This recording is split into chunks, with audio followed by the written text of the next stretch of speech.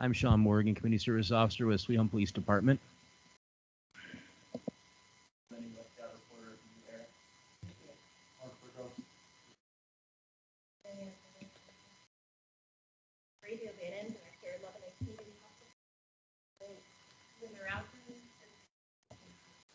Larry Horton, member of the Health Committee. Jeff Lynn with the Police Department. Bob Dalton, the Health Committee. Lisa Gorley, City Councilor. All right, with that, we have the approval of the minutes, and they are very brief. So, has everybody had an opportunity to look them over?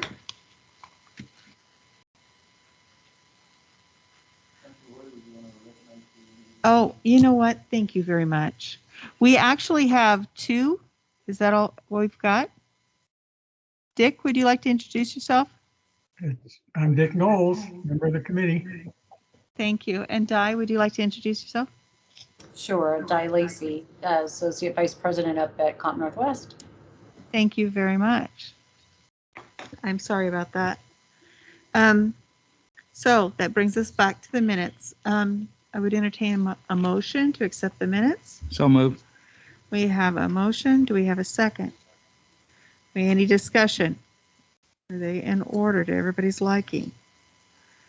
Okay, seeing no further discussion, let's take a vote. All in favor of accepting the minutes? Aye. Aye. Any opposed? Seeing no opposed, motion passes. Okay, that brings us to the committee reports. We'll start with the Health Fair Committee. They've been working on other things. We have, but we've got two report outs here, right? I see that. Yeah, it's kind of exciting. You want one or two? Nick Knowles and myself have been talking about, the health fair and the missed opportunity we had this year, due to COVID and last year. And I think both of us are kind of in agreement at this point that going into next year, we're optimistic and really probably will start having more formal dialogue about trying to put that on in next year. So I think things have turned, when it comes to COVID, things have changed in our country to a degree that we feel that we can put some sort of health fair together next year in a safe manner that's to the best interest of our community and the citizens in it. So that's kind of really all I have at this point, but we are starting that dialogue with that. It's very exciting. Thank you. Dick, do you have something you want to add to that? Nothing further. Thank you. Thank you. All right. That brings us. I have Western University on here, and I know that Larry's projects are kind of on automatic pilot, but Larry, do you have anything you want to add, or do you want Di to add something? Oh, I would love to hear from Di Lacey. Okay.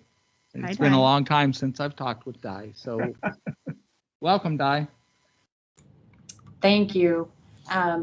Just for the record, a special thank you to the entire community of Sweet Home and especially the school district for all of their support as we have brought the MIC program in.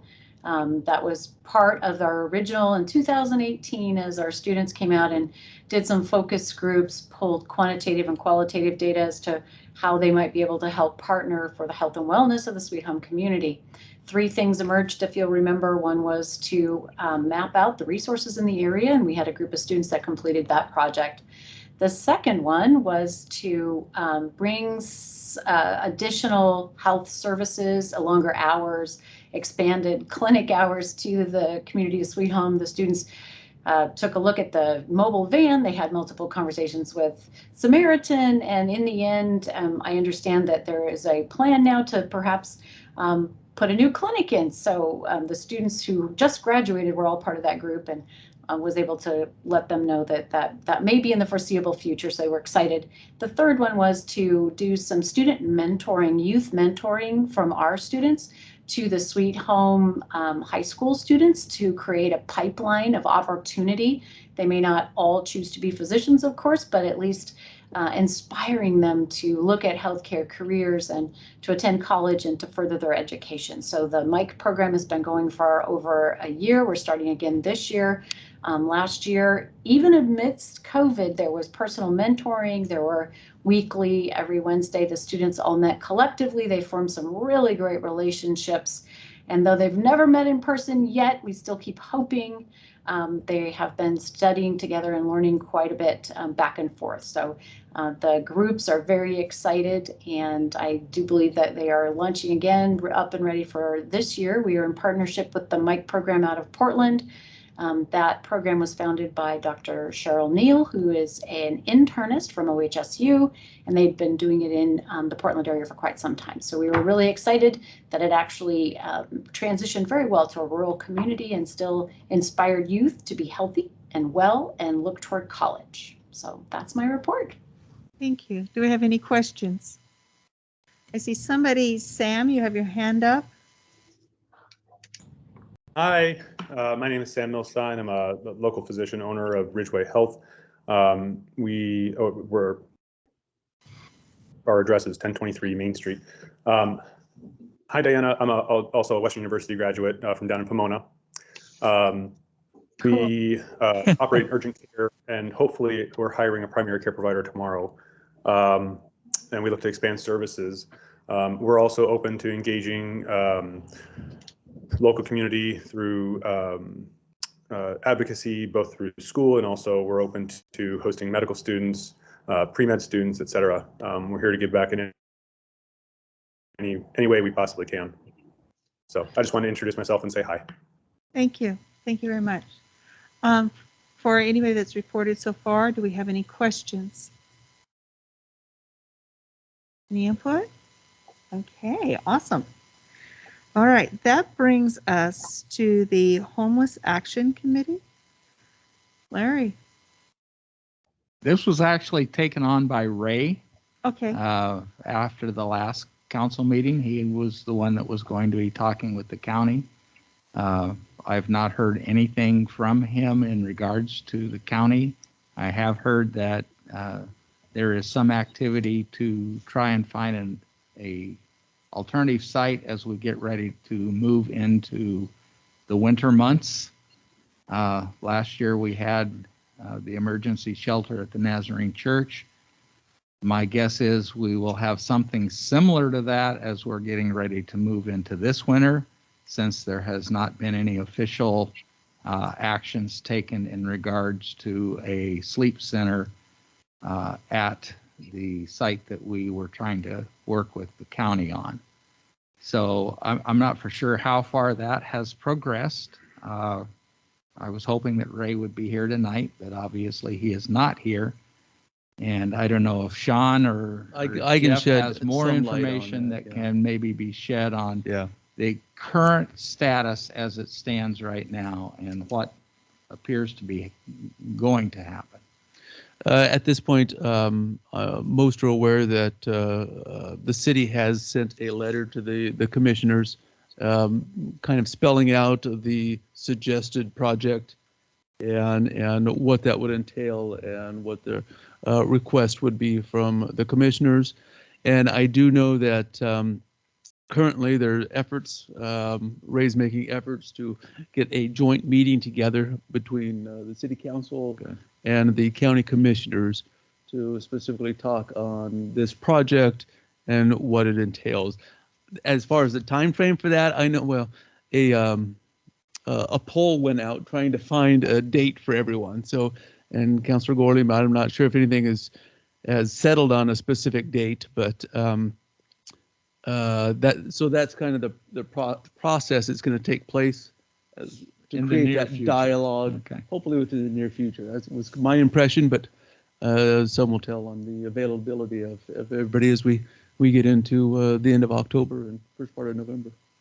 Yeah, something's going to have to happen as winter is fast approaching. And we've also, on that topic, have had discussions where things are currently being housed or individuals are currently sleeping is not an ideal scenario in the community because it's right in our downtown, right in downtown. And so we've been actively looking at other areas like you've mentioned. We've settled on one area that we believe would be the best short-term solution for some form of sleep center. And that's basically at the police department. There's a grass portion on the north side of our property that could be fenced to create a short-term over the winter until something more permanent could potentially be established.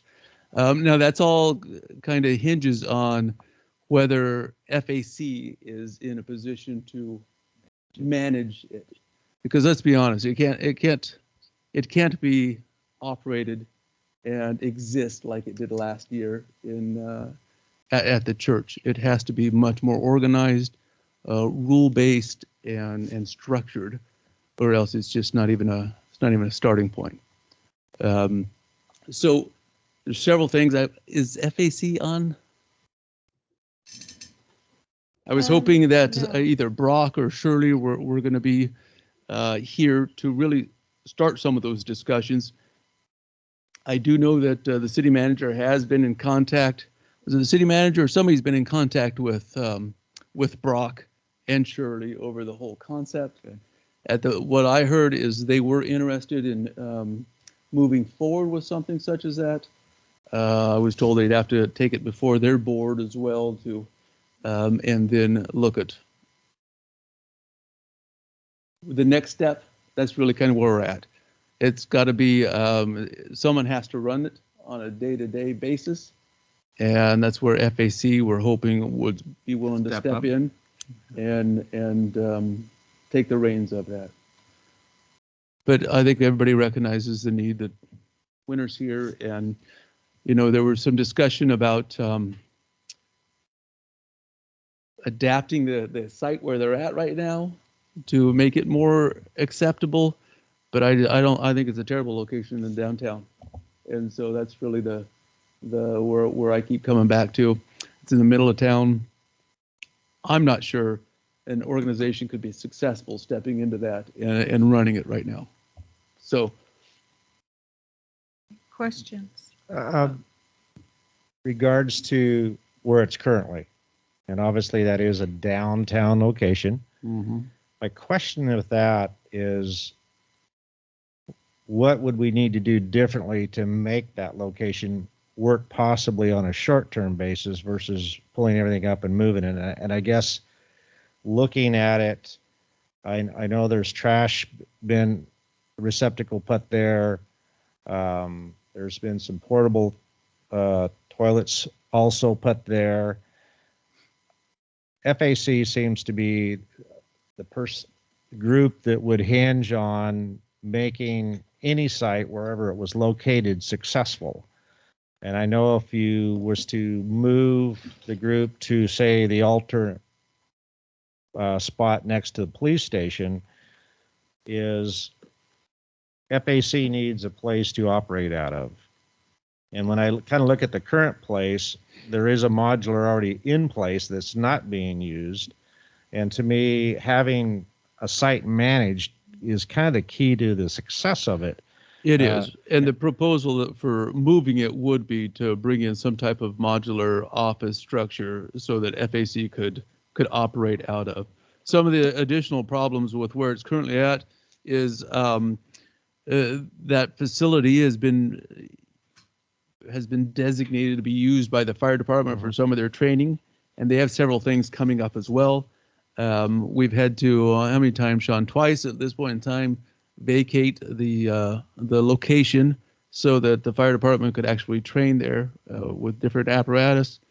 And they're going to be moving into their seismic upgrades, and they need facility some parking facility for some of their equipment, vehicles and equipment. And so that has also impacted some of the decision making to go on there. And it is the police station location, there's a double one up on it, but is that the only alternative place we have at this point in time designated or looked at? That's city owned right now. That's what we've been looking at. I guess my thinking towards that is, you got a group of homeless people here that are definitely probably don't want to be around authoritative figures. Well, And- that's a choice they can make. Once we have the facility made up, either they can be there or they choose not to be there. But if they choose not to be there, then they can't just be anywhere in the community. And that's the Yes. tough card that I'm pushing there. Yeah. You know, if you move it from here to there and you lose half of the group, says not going to do that. And I think what we're up against, it's very a complex issue. We're never going to find an ideal, Absolutely. perfect place that's going to fit everybody's happy pill part of it. I They're just completely not, agree. I don't care where we put it. There's going to be a group of people that's going to throw rocks at it and not be a part of the solution, but part of the problem as well. And that's where, you know, you got to step along very carefully about that one. So I think the other thing too is seeing what's kind of transpired the last few days or whatever weeks down there. I noticed the introduction of RVs in there, and I'm seeing that. I was down there this morning and going, wait a minute, now we have RVs there and a travel trailer and a broke down looking pickup, and I think we got to get on this one before that gets Well, out of and that hand. is exactly why someone has to Managing. manage it on a daily basis. Because at this point, we don't have that ability. Yeah. So this site that you're talking about at the police station where there's lawn, in proximity, you said it's on the north side. I know you have a police parking that's fenced in. Where would that be for these people? It's actually on the the west side of the parking lot that we share with Bimart. So there's a grassy area. If you go basically in the front of our building, you go all the way to the north end of the parking lot. There's a grass section to the left, which would be, you know, to the west. Would entail fencing that in. And then some sort of a module for FAC to be in, and then we probably bring in the platforms that we've made to help get people off the ground. And that, again, that's really where we need FAC to really have a large say in how it would be set up and what it would, in essence, look like. You know, we need somebody to come in and do that. I think we could set the site up, fence it, lighting, some cameras. Is there expense to it? Yeah, there would be an expense to it. You know, how we pay for that, that's you know, that's beyond my pay grade. So, but in essence, there is going to be an expense to it, and it would be a short term or define short term. I don't know. Maybe it's all the way over winter. Maybe our council and the commissioners come to an agreement and think this can actually work, and we're able to, with some community involvement, really move forward on that knife property, and sooner rather than later, even in the winter, make some headway into moving it to somewhere else. Maybe everybody talks and they don't want the thing, so that's also another option that could exist. Larry? I like your last option in trying to move forward with the county. If nothing else, on a short-term agreement for the next 4 or 5 months, 6 months, to use the property, maybe not make developments to it, but use it as an emergency warming shelter type setup, like similar to what we had at the Nazarene Church, but with some oversight from FAC, with the potential of moving the facility over, you know, the portable room over there, and actually doing, you know, a temporary sleep center. I think you're gonna, without some upgrades, I think, to me, you'd be setting FAC up for some more difficulty and some possible failures. Without lighting, without you'd have to have cameras. some of that. And so then we're talking about already rehabbing that property. I think getting the cameras on there and temporary lighting, you could probably do that without a whole lot of expense. FAC has some money to invest in trying to make those kinds of things happen. We could put it on the blacktop so there wouldn't be a need for grading. It would be drier and cleaner than setting it on mud. And all I know is I was told that's not an option in the short term. no, That's the only thing Okay. I've been told. So I don't know that why it I wouldn't be. don't but know, but to that's me, the that- information I was given, and so we proceeded with what are some other options Yeah. out there to tackle this. Well, I think that the community would feel safer with it being right there because there's no real housing in that proximity to disturb. You've got some businesses that they can get to, but at the same time, being right there, I think that it might be something that's very palatable for people since we're pulling them into one location. Well, that's Being true. which part? Being where? By where you're at. Oh, okay. Yes. Yeah, because it's not working out downtown. No, That's it's not not. fair to the people who live down there or the businesses down there. So, anybody, anything else? Okay. I think some of it, we need to really get a hold of FAC. And I was, like I said, hoping they were here so we could set something up with them and talk about their capabilities and when they believe they could move forward with even a temporary setup. How much space is there? Is there enough space for how many people roughly? Hello, Sean. I think they did a calculation. It was maybe 20. I was going to say 20, as I believe what the 25. I mean, that spot you're talking about there is equivalent to the size of the behind or bigger, isn't it? yes, yeah, oh, Behind yeah. the city hall, it's Yeah. bigger than that current Correct. location. Yeah. So if I might, this is Dick. I was just going to add, I've been at a couple of meetings that FSC has been part of, and without overstepping my bounds here, in each case, it was a positive discussion about working with Sweet Home about how to pull this off, starting with just kind of rehabbing the current situation so it doesn't get too bad. And then, obviously you guys need to keep talking to them, but I just wanted to interject that what I'm hearing in the meetings I was going to, they're very much looking forward to trying to do something. That's good. Thank you for that feedback. Is there anything else on this? So can this committee recommend that the discussions with FAC start now and try and come up with something very soon? I mean, it's cold out there tonight. I don't know how many months we want to prolong this thing. We've been talking about it for months and months and months, and nothing has happened. I think that's a very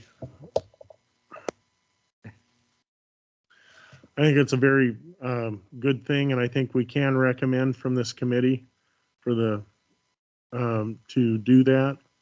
I think we probably should to get it going. I would recommend that somebody from the city, I don't know if that's the city manager or someone that he designates. I do know that there have been conversations, recently with the city. I believe it was the Community Economic Development Director and both Brock and Shirley Okay. on this concept of could they take over something such as this? So Larry, were you thinking of making a motion? Well, the motion is to start let's not just start it, but let's complete the discussion on if FAC is willing to take this on or not. And if the city is willing to allow them to set up a temporary site at the police department or wherever. If FAC agrees to it, let's move it forward and get this done. Do we have a second? So We have a motion, a second. Any further discussion? Seeing no further discussion, all in favor say aye. Aye. Any Aye. opposed? Motion passes. Thank you, everyone. Okay, that brings us, we have new business, Samaritan Health Services Report. Hello. That would be great. Come join us. you have to push the How little that thing button. works. Oh, that one's dead. It's okay. We got more. Appreciate it.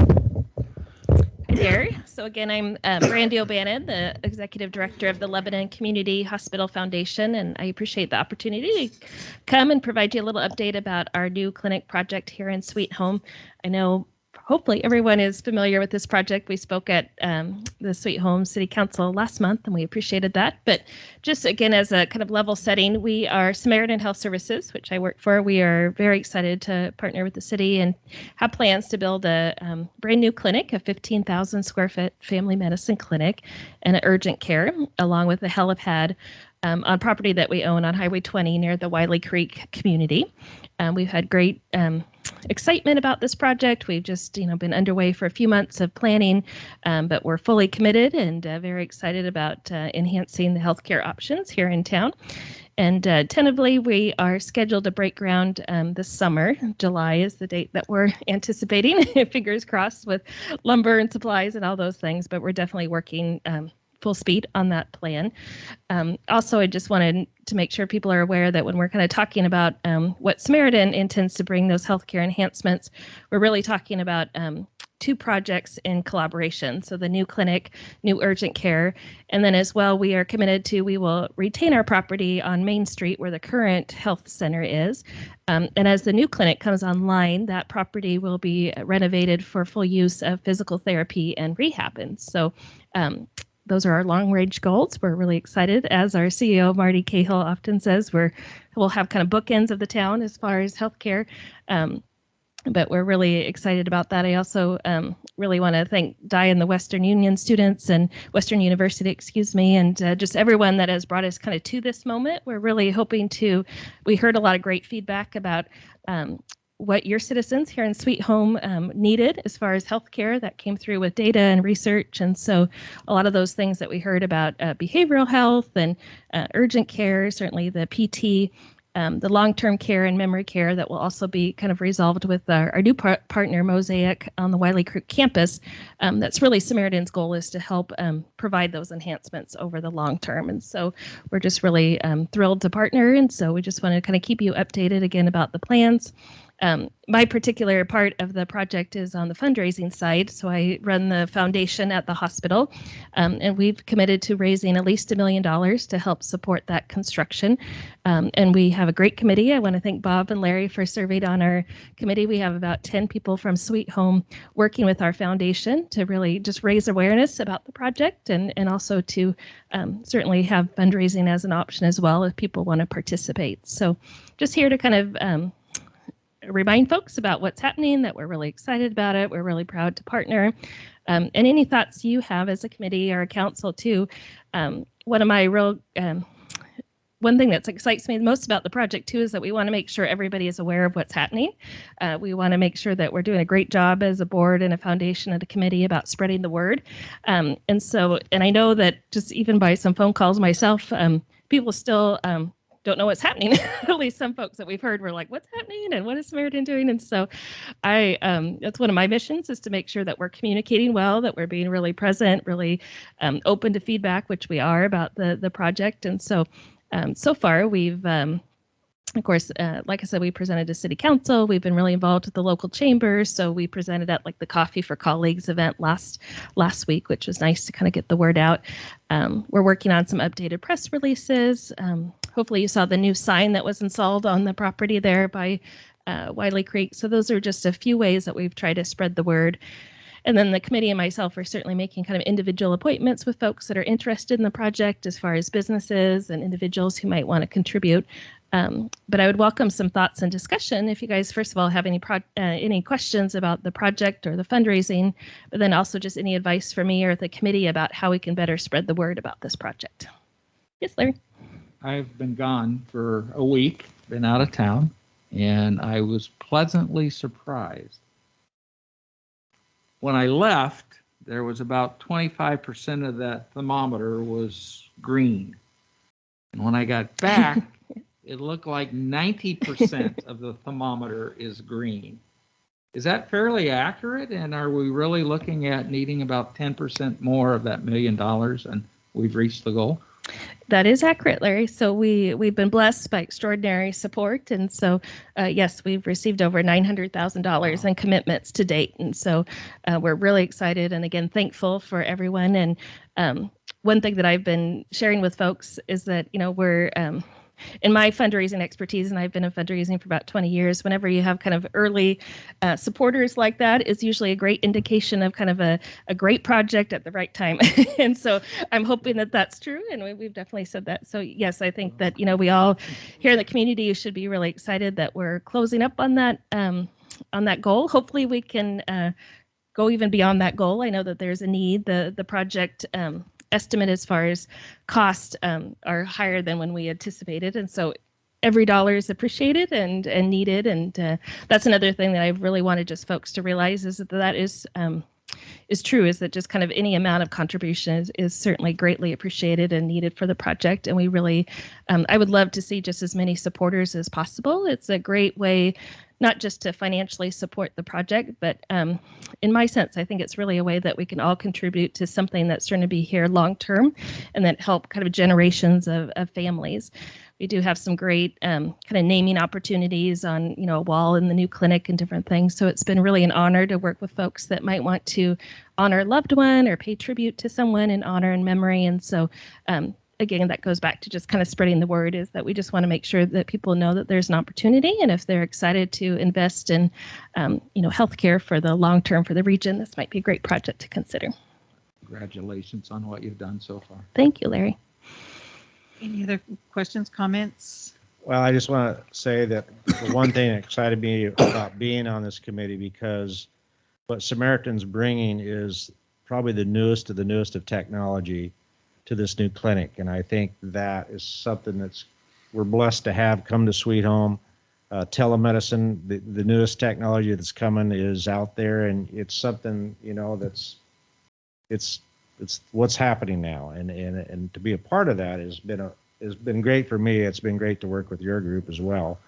You talked about, as far as getting the word out, I mean, that's something all of us have been a part of when we've done projects. It always seems to be one of our biggest challenges. You could put it in the paper, you could talk about it, and still you come across people that just didn't have an idea. So, I would say for this group here, the more you can talk about it out in the community, that's just another way of spreading the word of what we're getting here in Sweet Home. And then have the physical therapy site expanded is also a blessing. I mean, our daughter just got signed up for 2 days a week of therapy that we've been waiting for patiently. And there's a lot of people out there that need that kind of service. And I know that my passion, and as far as Dick Knowles, is mental health. And that's another one that, I'm going to be knocking on that door and seeing what Samaritan and others can bring to the table when it comes to mental health. Absolutely. Again, I appreciate what Samaritan's doing.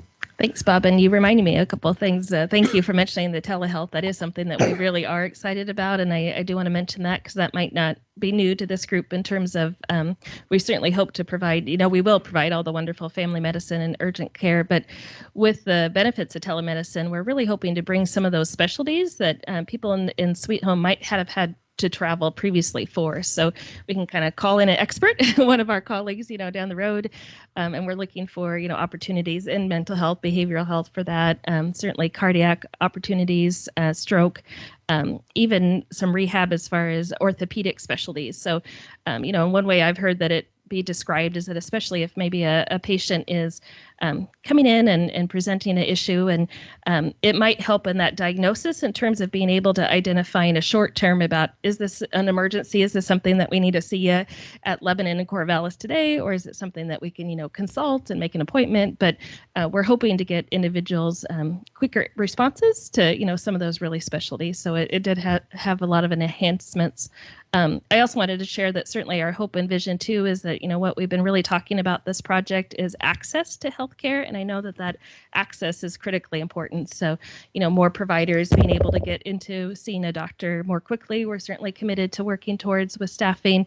And then certainly those longer expanded hours, I know is really important. So that's really our goal. It might take us a while to ramp up to that, but again, we're looking into 7 days a week, early morning appointments, later into the evenings, making sure that we're accommodating kind of all schedules. And so just want to reiterate that we've heard those things as a concern. We absolutely understand them, and that's one of the things that we're excited about, is that this, it's much more than a building. It's really how we can help partner with the community in providing those healthcare needs. Just so you can refresh everybody, how long have you been raising money?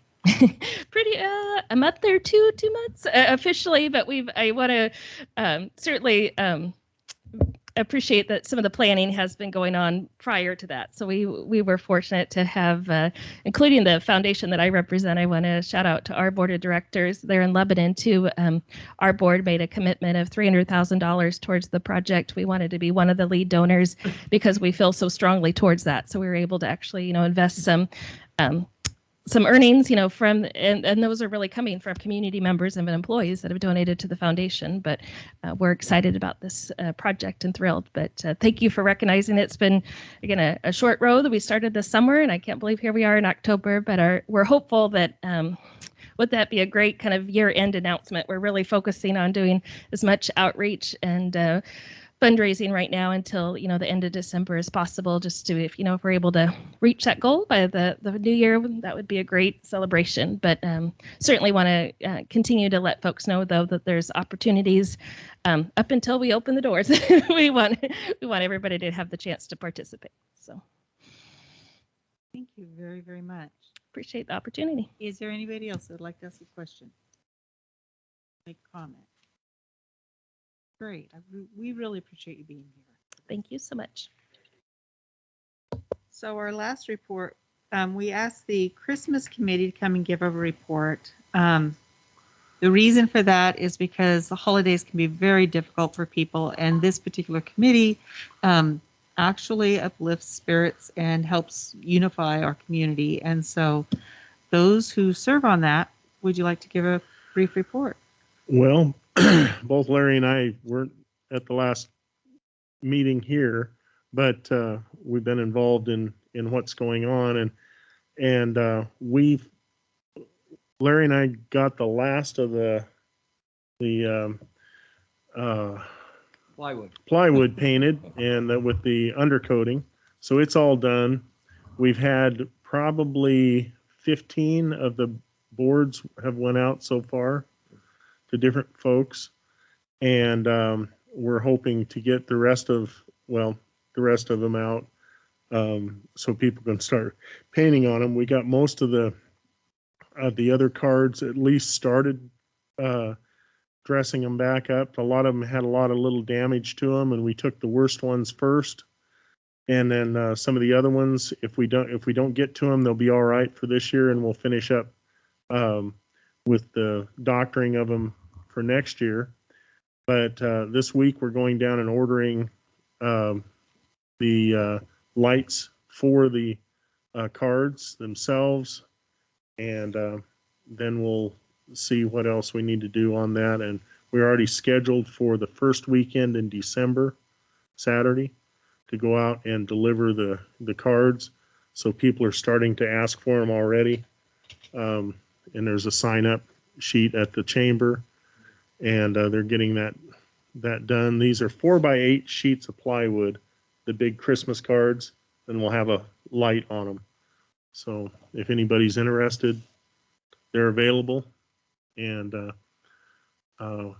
we had about 80 out last year with the ones. Actually, about 60 last year. Well, we had, but some people had their own. So some have their own. Yeah, so maybe 80, maybe.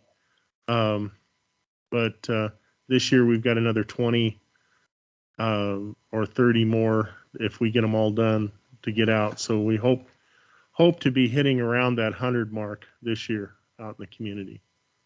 Are you still looking for people to paint them? We are looking for people to paint them, and we're looking for people to paint windows downtown like we did last year. We painted all the windows throughout town, And we're also looking for people to help volunteer to go down and like dress up Clover Park. And there's a tree at the museum that needs to be decorated and some of those things. So we've got a lot of work to be done in the next month and a half. Larry? The last meeting that I attended, they also talked about organizing so that throughout the entire month of December, there would be activities going on each weekend. Instead of having competition for the same times and the same days, they were going to try and get groups to spread their activities throughout the entire month of December. And they're looking at starting December 1 and then moving it on from there. So there'll be the tree lighting, there'll be the parade, there'll be things that are stretched out over the month so that, like I said, the competition in the past for the same time slots has been pretty intense. So the committee is trying to get all of the different groups to talk to each other and work with each other so that things are spread out through the month so that the entire community can enjoy all of the activities. So That sounds great. So Jim or who do we have to get a hold of? Who's our contact that we reach out to say we want to paint one of those cards? You can get a hold of Larry or I or Jen down at the chamber. Okay. Melody at the chamber. Yeah, Melody. Yeah. Either any of the three of us can direct you to the right place. We have paint, we have the boards, Brushes if you need them. we just need creative people to develop these signs. And trust me, it doesn't take a lot. I developed one in about 2 hours, and I think it looks pretty good. The kind of good. But any rate, it was a lot of fun to do. My wife's doing a couple of them, and I know the Rotary Club has already done 5 or 6 of them. So individuals are welcome to participate. We encourage you to participate. I'll say, so put me down for one because I've already done 3. So I'll do another one. And I saw your name So on put those. me on your Yeah. list. Yeah, and we saw Deliver. your name on there. We thought about painting it off, but we're Taking my name off and putting your name putting on. my name on there If- so if I would it have works- one. If it works for you, go ahead on it. You let me know when you want the sign, the board, and we'll get it to you. Just bring it anytime. Okay. Let's go in the backyard when we leave. I'll give it to you. Oh, that's very exciting. Very exciting. And there's a lot of potential of opportunities to start other projects by different groups. You know, I know communities do living activities at different churches and they take turns. And there's a lot of things that could be going on if people organize to help support the holidays in Sweet Home. So at this point of the agenda, we normally go around and do a good of the order, and everybody says a brief report or comments about the evening. And at this point, we do include the audience when we have them here. So No report. thank you, Sean. You know, Oh, man. Okay. nothing. Okay, thank you. Great. great. Actually, I'll just mainly do people in there. Regardless of whether or not it's getting cold out tonight or it's cold a month from now, the homeless are still out on the streets 5 days a year. So we can tug on the heartstrings if it's cold out and we need to get it done right now. But the simple fact is they're there all year long. I've been coming to Sweet Home about 04. Jammers has been on the street for almost all that I can remember. I don't know who he is. Gets help. Whether he wants it, if he doesn't want it, the help is there. I'm a retired sergeant out of Las Vegas, worked for Las Vegas Metro, worked in the COC unit. We dealt with homeless quite a bit. We went out and we did projects where we were able to get them ID, some bus passes where they want to go, sometimes airline tickets, help to get back on their feet, things we gave them that help that they needed, even help go to court with them, help take care of tickets and warrants. And those things weren't done, giving you the help. I hear a lot when I read in the paper comments about they're still part of the community. That's true. But we got your teacher's wife, pedophile, the teacher, got your steals from dandies and runs out. They're all part of the community. Some people play along and some people don't. And the people that don't want to play along, be a productive member of society, kind of needs to get dealt with on that end. Ironically, right in the morning and I'm back before sunset or sunrise, and I'll see 3 or 4 campers from north side of the lake up to St. Peter Dam and back. The camper that sat in Safeway parking lot all last week for days. Build that facility, those people that are temporarily here camping and somewhat homeless at a time are probably going to stay there. Facility needs to be big enough, and if we build it and spend money as a city to build this thing for the people to help them, don't want to help, say you're a part of the community, but you don't need to be a part of our community. You get citations, or at least moved along, because if you spend the money and you take the time and try to give you as much help as you can, and you don't want the help, then I'm hoping that if we do this, it helps them, but a lot of them, I don't think they follow the drugs, they don't follow the rules. Don't follow those rules as far as sleeping in public. Or you can sleep in public, that's fine by them. You can't litter, you can't block the sidewalk and have kids walking in high school and walking in the street, walk around that person sleeping there, the lady with the blonde hair that he was supposed to burn overall with her when they passed by. They're doing that, I think they need to take some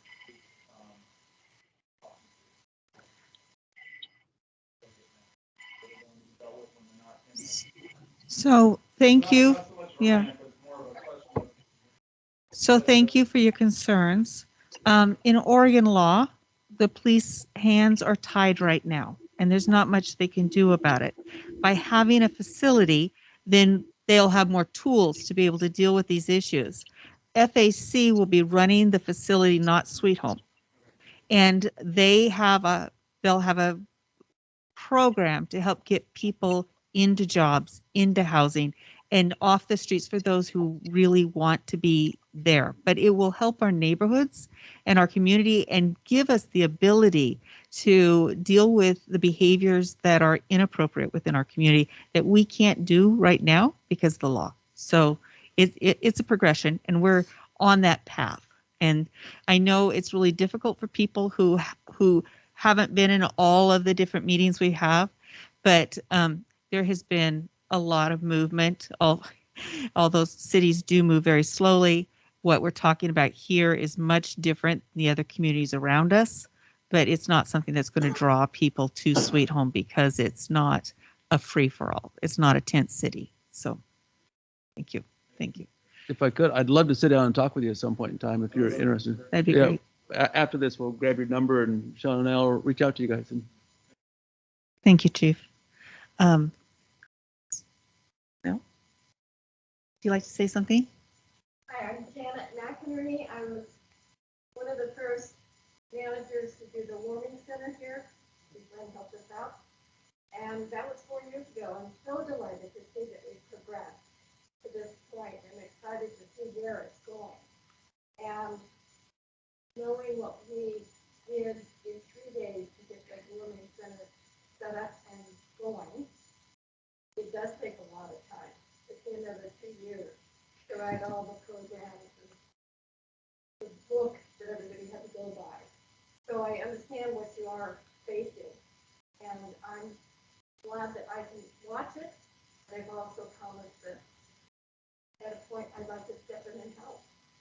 That's great. So it's wonderful. Thank you so much. We will be having a committee of 7 community members that oversee this. And they'll represent different facets of the community. So that would be great. I'm Linda Roughton. I am the coordinator of the MANA free meal program.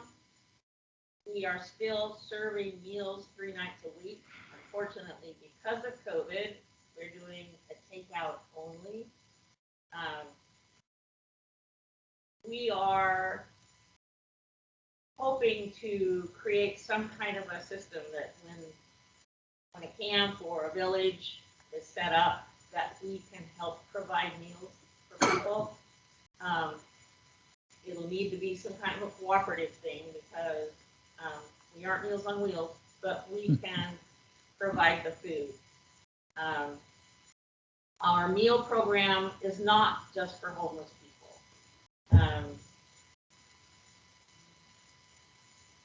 Back in 2008 through 2012, we had up to 100 people at each meal service. Our numbers have dropped off considerably. Right prior to COVID, we were still having between 60 and 70 every night. The numbers right now are hovering 30 to 40 meals, but that's still 30 to 40 hungry people. So we also appreciate what's being done. For us, you know, if there is a village where people are living in an area, it makes it a lot easier for us to help them by delivering the food to one place. And if we do that, it means they aren't having to walk all over town looking for food. And we hope that by providing a hot meal and some extra snacks and, you know, breakfast for the next day or whatever, that we can eliminate perhaps them shoplifting or whatever, because nobody should be hungry. I appreciate working with the school because they've really enabled us to provide really nutritious food for people. Thank you very much. Yeah. Okay, Larry? Di Lacey isn't on there any longer. I don't, at least I don't think she is. But I really want to shout out to the Western University students for the energy that they put into the mentoring program for our high school students. Our high school students are now starting to realize they can become nurses, doctors, PAs. In the past, a lot of them had no idea that kids coming from Sweet Home could enter those professions. And I'm very encouraged. The student doctors are fantastic models for our kids. And I just am very, very excited about this program. So much so, I know that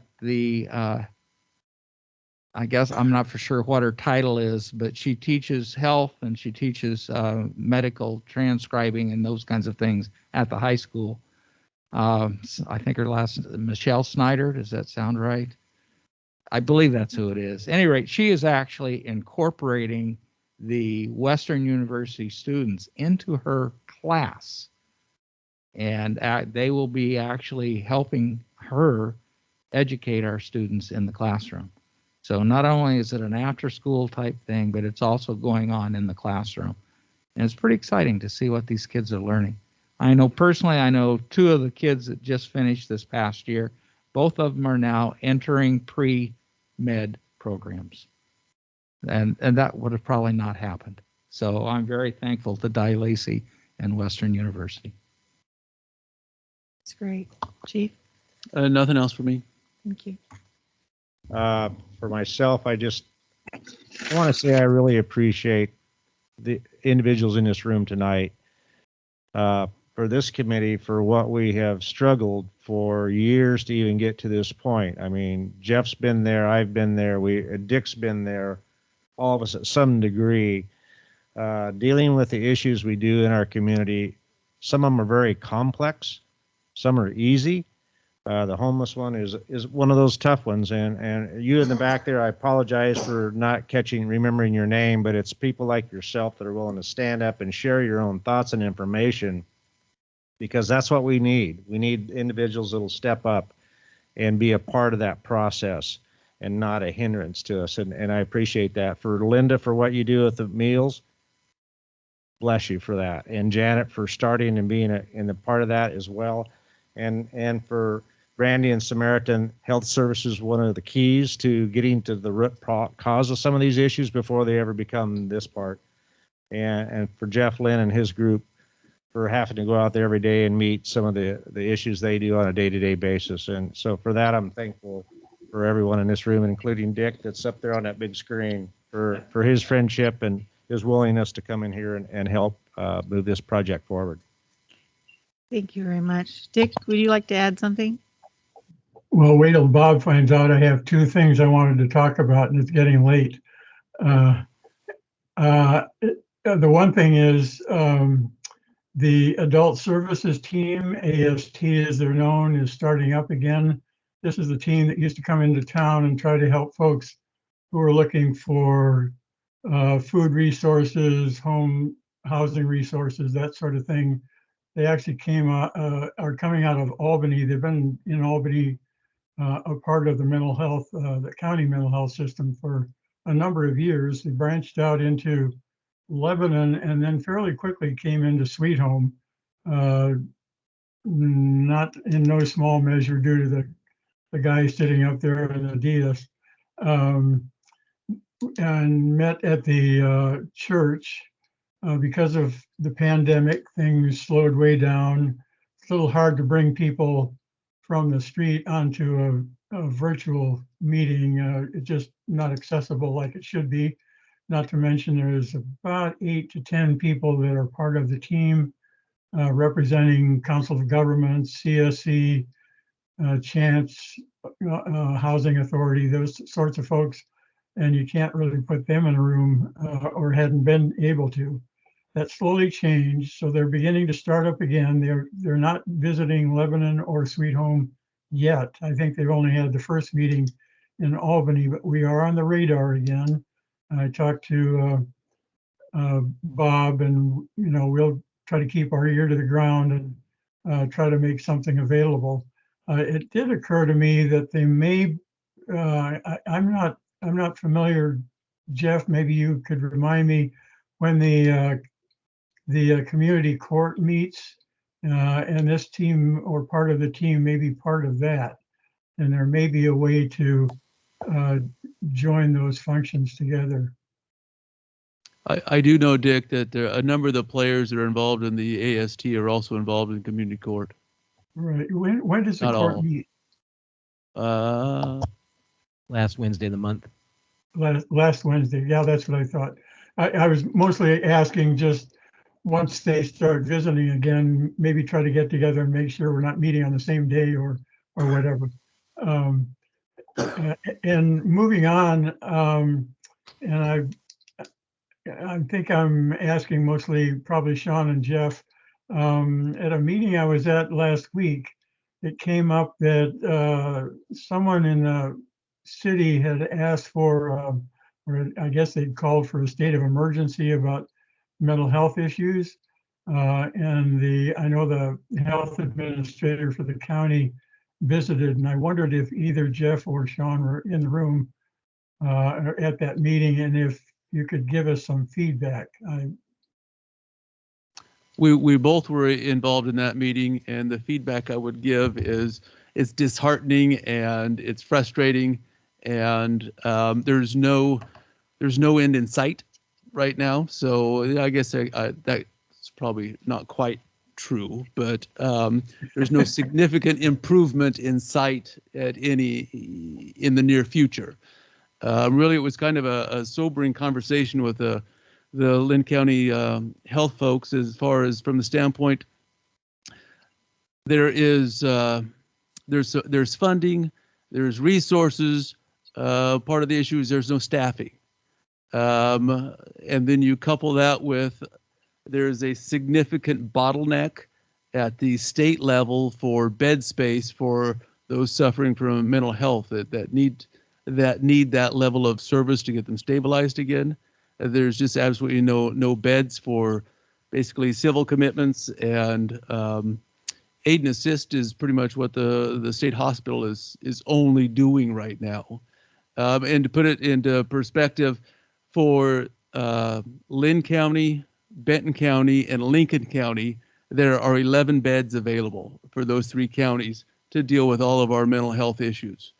The director at one point said we could provide them with substantial amounts of money, and they would make no headway on the problems we're all facing in Eastland County or anywhere else in the state, simply because of the huge bottleneck and the lack of beds available to get many of these individuals that need that in there. There has been some positive things happening in the last week anyway. In fact, the one judge has held the state hospital in contempt of court for not accepting the patients that are supposed to have been sent up there. So is that going to change things? I know they're having the state hospital is having a huge staffing crisis as well. I know that the National Guard's been deployed there twice in the last, I can't remember how many months, to help with staffing at the state hospital. So that's why I say it was sobering to have the conversation. What I do appreciate that everybody with Lynn County Health and mental health, we're very open and upfront and blunt about what can and can't happen. You know, we've been wanting some additional crisis, an additional crisis liaison, somebody dedicated to kind of Eastland County. And we were in this meeting as well as with the members of Lebanon. And so Eastland County, we were really trying to dictate, but it's not a man. In order for us to get another crisis liaison out in Eastland County, it's not a matter of funding. It's a matter of they can't find individuals to hire to come out that are either qualified with that type of skill set. I think they said there were 16 openings in Lynn County Health Department or Mental Health Department. I'm not sure which one it was. That they haven't been able to fill, and it sounded like that's not an anomaly in just Lynn County. It sounds like that's in every county throughout the state. So it was disappointing. Not disappointing. It was almost sad, really, when you think of the level of need out there for mental health right now. And we can throw that on the topic of homelessness. I mean, homelessness, addiction, mental health. To me, it all runs and it all leads to the same thing. And we just don't have a lot. There's not much of a light at the end of the tunnel when we're dealing with just the mental health aspect of it. That's a great way to end. You're making me smile, Jeff. I have two real quick points. I know it's after 7 now, but one is this is the kind of thing that the community needs to know, and the folks, and I don't mean just the people in the audience, but people, you know, in the community in general.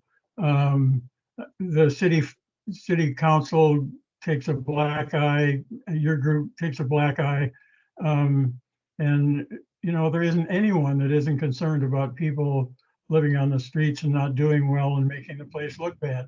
But the options are so limited. And it isn't because anyone's against you. It isn't politics. It isn't dislike of certain individuals. This is really an issue about we've used up a lot of the resources, and you know, people have got to take a deep breath. And I commend many people in Sweet Home for actually trying, and that leads me to the point of I was, when I heard about it, they didn't give any names of who they met, and the reason I brought it up tonight was because I wanted to make sure that both Jeff and Sean were at least in the room, because there are probably no two better heads to be sitting there and listening to this stuff, because I will tell you, the biggest impact is that you were in the room. The folks at the county level will not forget. It won't make you first on the list, but they won't forget East Lynn County. And I agree, it isn't just Sweet Home. It's Lebanon, it's SIO, it's, you know, all of us out here. So, you know, the more services we can offer, people like Dr. Milstein, who can put his nose out there and try to hire folks, and you know, people like Bob Dalton can try to charm people if they can be introduced. I think we can do this. It's going to take a while, but I commend both of you for attending that. Thank you. Thank you, Dick. Thank you very much, everyone. Sam, you have your hand up. Hi, yeah, sorry, I've been in and out. I've been getting killed today. The mental health crisis, we are fully aware. The individual that we're looking to hire, hopefully tomorrow, has a personal passion for pediatric mental health. And we're really, really excited about this individual. I've also reached out to other mental health professionals and psychologists, both for from the the physicians and pharmacologic pharmacologic intervention and management, as well as counseling and behavioral therapy standpoint. That's an active pursuit as well. But I just wanted that we're really excited to hire this person. Well, thank you very much. Is there anybody else online that would like to speak? That's it. Joe's in the room with us. Well, I see, but how can you do both? So I was thinking his better half He's might be impressive. there. No? I had an additional comment to add to what Jeff was saying. Okay. That's okay. Yes. So Lane County Mental Health will be out this week to do some outreach on specific people we're interested in reaching, and so that's another positive. They've been stepping up that game, coming out here and working with us when we want them to or when we ask them to on that front anyway. So just another positive out there. They're doing what they can. Very, very good meeting tonight. Thank you, everyone, for being here. Seeing no further business before us, I call this meeting adjourned. Thank you, everyone. Stay well.